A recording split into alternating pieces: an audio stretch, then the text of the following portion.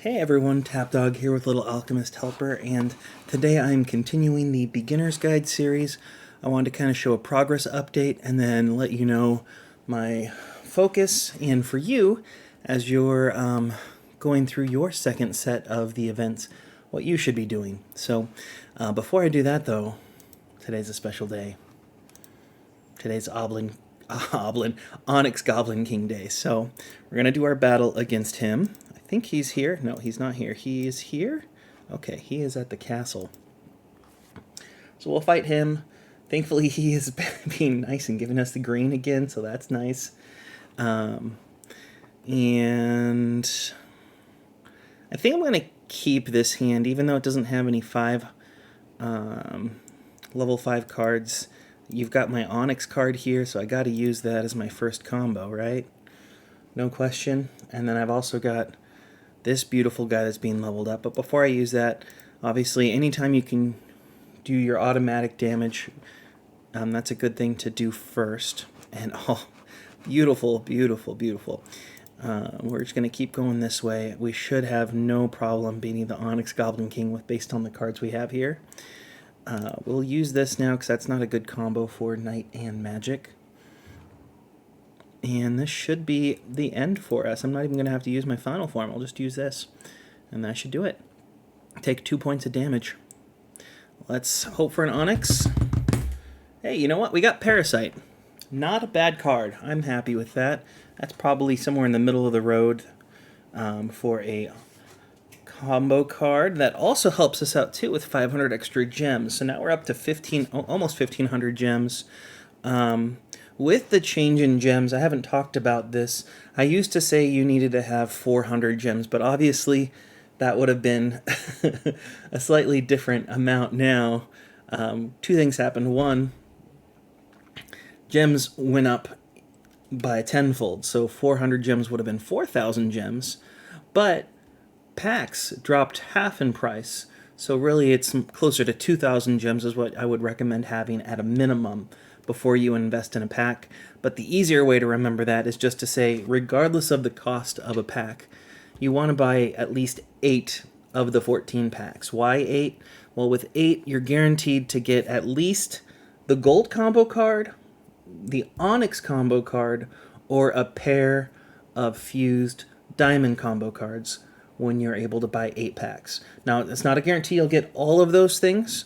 If you want to have a guarantee that you'll get the Onyx card, you're going to have to save 3,500 gems or be able to buy all 14 packs, whatever the cost of the packs might be.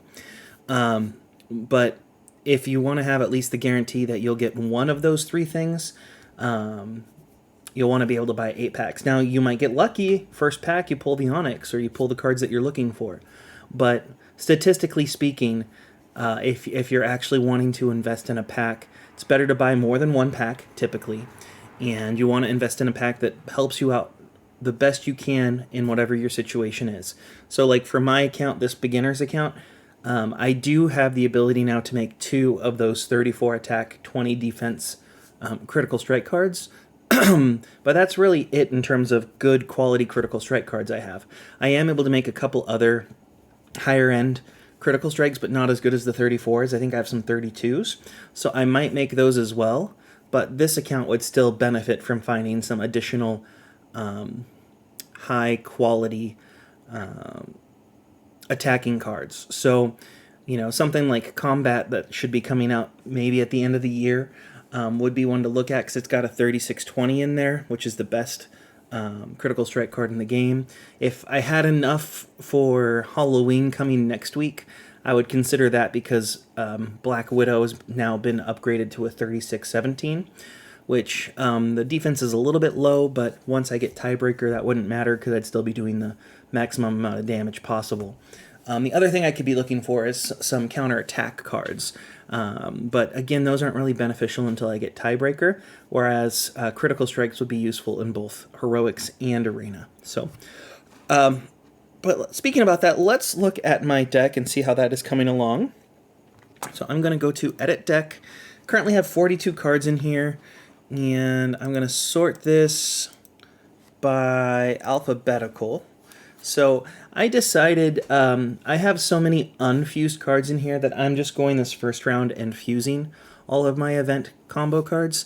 Now, I did say originally I was going to, if they self-combo like Bear does, I was going to keep them unfused. But I realized I've already got an excess number of cards. I'm starting to get some premium cards from both pack purchases and from the goblins like you just saw.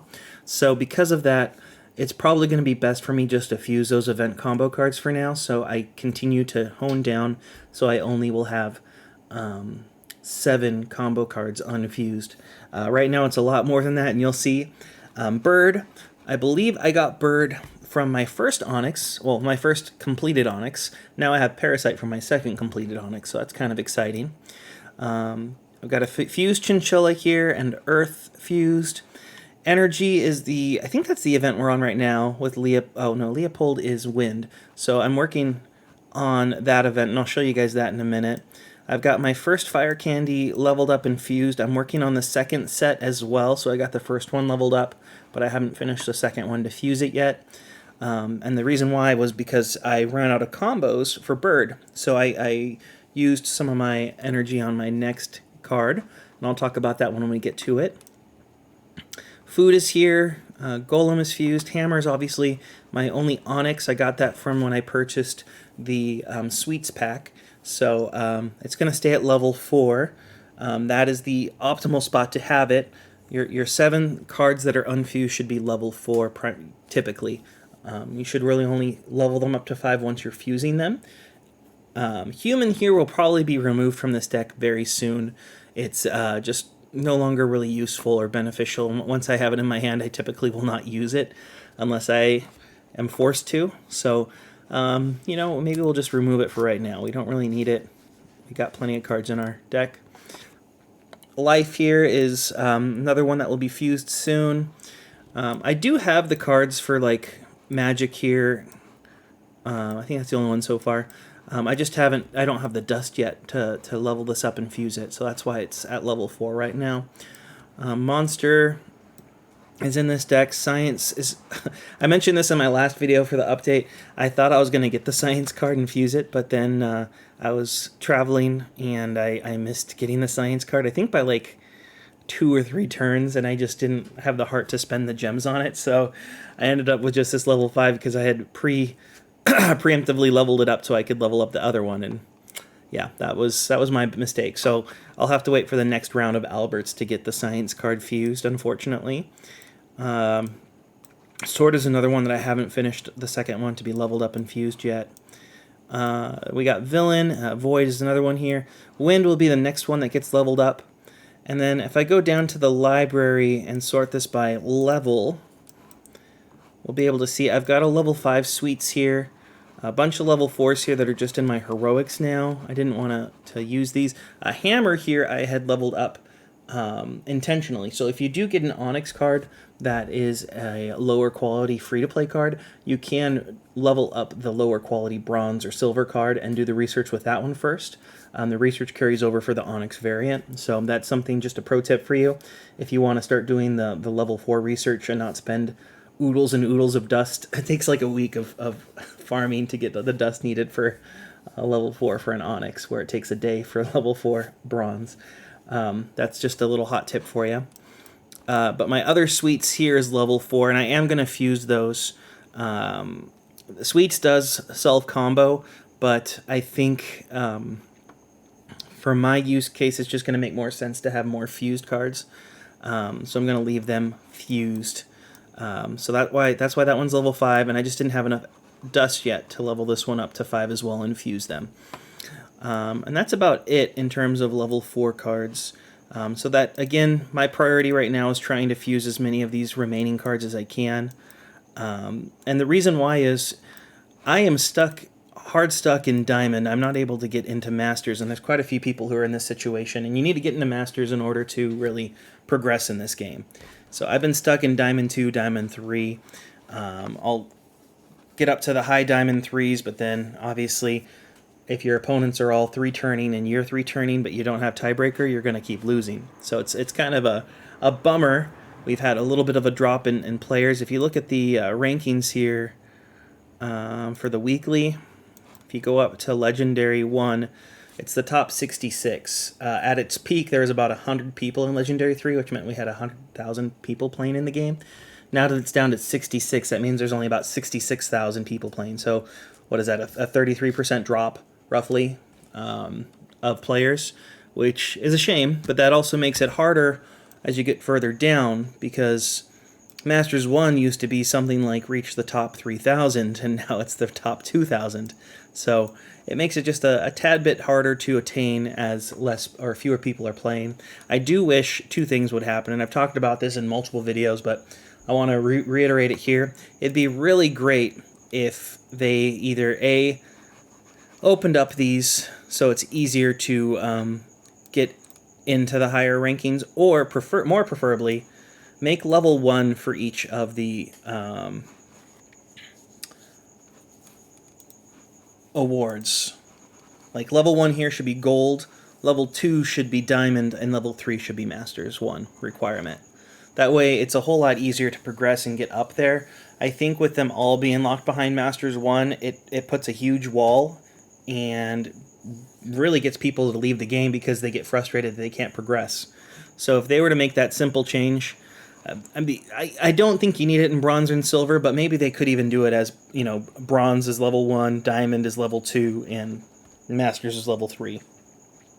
Or whatever they want to do, but I think they need to open up at least the first level of all these skills to make it easier for players and to let them progress faster, because it shouldn't take you, this account was started, I want to say in March, so I'm 7 months, almost 8 months into this account, and I still can't get into Masters. It'll probably take me, I don't know at this point, a lot longer. When I get one more pack bot out here pretty soon, maybe in another month or two, I'll at least be able to have my deck finalized per se, and be a lot more consistent with it. But again, at that point, I'm about a year into the game, and I'll finally be able to actually get Tiebreaker, which I think is too long personally. Alright, so let's go over to the event. I'm on tier 19. I think on my main account, I'm just past 25 or 26. There's 4 days left. I should be able to obviously clear to wind. That's not going to be a problem.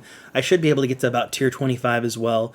Again, I'm not able to play this one full time because it's on my computer at home, and when I'm working, I'm not at home all the time, so I can't play. But I'll show you. I have been able to finish 3 events now. Well, technically it's 2 Annas and 1 event that's actually been completed. That's something else that they need to change, is give us more keys for these events. I think it's a rework on the awards need to be done. But if I go to the rewards section here, yeah, so I'm getting close to wind, and I'll fuse that when I get it. I will probably level it up to 4 and do the research first, because wind and wind are a self combo. I did the same thing with, or I want to do the same thing with time. I don't know if I have a second time yet, but I think I should be able to get up here. 115 wins. I'm at 85 wins, so about 30 more wins to go. I think I could do that. That shouldn't be a problem, but we'll see. That's my ideal, is getting that far. But with where I'm at currently, I am able to do somewhat well here, and occasionally I will be able to use my final form. I'm still not always getting my fusions done in a timely manner. Like that one right there is only a single turner. But I should be able to at least play my final form here to kind of show that to you. It's a real nice one. Oh, that's a little bug there where if you click it too fast, it'll choose other cards. So you have to wait for all the cards to show up before you click on one for whatever reason. So I would really like to get greed. That'll help buff up my gold spending. I've talked about this in a couple videos too. Obviously your top priority for Arena is to get Tiebreaker, but if you happen to also get into Masters 1 when it's the week that Greed's available, don't sleep on that. If you can buy the first round of Greed, get it, great. If for whatever reason you're not able to, if you don't have it, that's a bummer, because Greed is definitely going to help you long term with your dust issues that might arise waiting on dust. Greed gives you 20, 40, or 60% more gold, depending on the level that you have. So at this level, I believe you're getting about 58, so you'd get at 60% more gold, another 30 or so gold on top of that, so 88, maybe 90 gold instead of the 58. So you can see how that can exponentially help it. Once you get to, I think, tier 20 or so, it goes up and you get about 99 gold per battle until the end. So, and that's better than getting the 60 something that you get. So that is that. We're going to go over to the arena now. I haven't done my battle for the day yet. Kind of show you guys how this is coming along. Again, when I'm looking here, I want to find someone who has the least amount of health, and then I'm going to choose this guy because I can do damage every turn to him with my Elementalist ability. I've got 37 as my base health now, so I have bought 7 of the healths, and I'll show you what my current amount of points are after this round is completed. Hopefully after this round is won, but I don't want to get cocky on that. So I am, even though this is a great combo, I am going to go like this so I can fill my combo meter in the off chance that I get fire candy right now. I did not, but that was the best move because now my orb meter is filled, so I will do 5 damage to Den every turn now. And I did know that this isn't as good of a combo. The other one was 28, 25, but it was still a decent combo. And there was a chance I might have gotten another prehistoric on that flop as well. So it was a mitigated risk there. I'll do a 29, 25 here with Pastry Cat. And that might, oh, it's just shy of being able to kill him. But highest defense is what I want to do here because he is going to do some damage to me. So even though this is a really great combo here, I'm going to do one of these two instead so I get just 2 extra protection there. And that should have been just enough to block it. Had I done the other option, I would have lost, or I would have tied. So again, knowing your opponent and if you can do the damage to them no matter what with your Elementalist ability, something like that went from being a tie or a loss to now being a win. So it's important to think it through. That's a good amount of gold there. And yeah, that is that. In terms of what you should be doing, like I said, with the change in gem rates and the prices in the shop, it's probably a little bit easier to get premium packs now for free-to-play players, which is great. That might mean you could consider purchasing these extra research slots. Now, they still cost the same amount. It's 400 gems, which it was 40 gems before. So this is the one thing that they did not reduce the price on. So if you get into a spot where you've got a huge stack of cards waiting to go into your main arena deck, and it's because of a research backlog, I would consider looking at buying those. But with where I'm at right now, I'm just about finished with my sweets combos. I've got maybe a day or 2 left on this, especially since they've now shortened the amount of research time it takes. It's been halved for all of the important ones. The silver, gold, and diamond combos have all been halved in research time. So the 90 plus percentage of the combos are in those 3 lumps, and really 80% of them, 85% of them are in gold and diamond. So those being halved is a huge thing. But because of that, there's really not as big of a need to buy those extra research slots unless you've got like 2, 3, 4, or 5 gold cards or Onyx cards waiting to be researched. And then you could potentially justify it. But as a free-to-play player, with this change in the research, I think it's fine to not buy those still and just hold off on them. But like I said, I've got another couple of days for sweets, and then I'll start this new Parasite research after that. And yeah, that's just kind of where this deck is. Again, my focus right now is I need to finish leveling up those 2 sweets to fuse them. Because the more fused cards you have in your deck, the more consistent it's going to be, the more often you 3-turn, and that's what you really need in order to use Tiebreaker effectively and shoot up the ranks there. So that that's kind of my one focus. I mentioned Arena and then I didn't show it. The Armory. So I've got about 770 dark orbs right now. I could purchase this health upgrade, but as I've told you guys, I want to always have at least 400 dark orbs at any given time in case it's the week for tiebreaker. I'd hate to finally get up there and get into Masters and then not have enough orbs to actually buy tiebreaker. So that's why I'm not buying this. So once I get over 1,100 dark orbs, which might be in a week or two, then I can purchase this next health upgrade and get up to 38 health. Some of you might be seeing this skill here, Lucky. What this does is it increases the percentage chance that you will have a card drop from a boss. Not from the events, not from heroics. It's just the bosses that are on this map here and this map here. So I don't really think you need Lucky per se, and I'll kind of explain why. So let me just use Dr. Robo as an example. His drop chances of dropping any card that you can see in his prize pool here, I think is around 24%. So basically a 1 in 4 chance that he will drop a card. Now when he drops a card, I think it's something like a 40 or 50% chance that it's a bronze card, another 30% that it's a silver, maybe a 10% chance it's one of these 3 golds, and then it's like a 5% chance for this and a 1% chance for the boss card itself.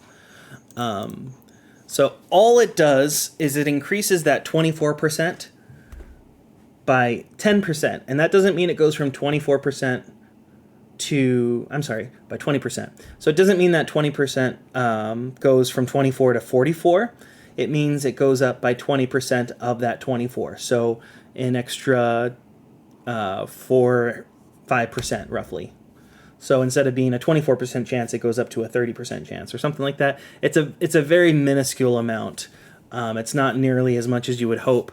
My other long-term hope is that they will change that from being a percentage of the amount to just a flat percentage. So an extra 20%, an extra 40%, extra 60%, because then that Lucky, it actually makes sense to be like, oh, when I use this, there's like almost an infinite guarantee that I will get a card dropped.